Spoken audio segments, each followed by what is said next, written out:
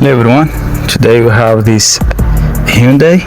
It has a misfiring, but even though the cylinder number 4 doesn't work properly, but we cannot find any trouble codes because they changed a component in the ECU. It was a not correct number of component, so this is why the cylinder number 4 it works, but maybe 40 or 50% what should to be. Okay, so we will change correct component to be work properly. We will see on the next part. BY tuning here.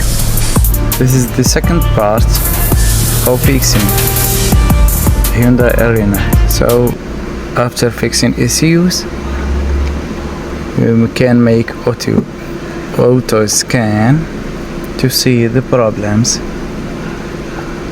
Let's do it again. Hit OK. It's 2023. We have to wait for a while to communicate. We have to make full scan. It's super fast, as we can see, zero problem.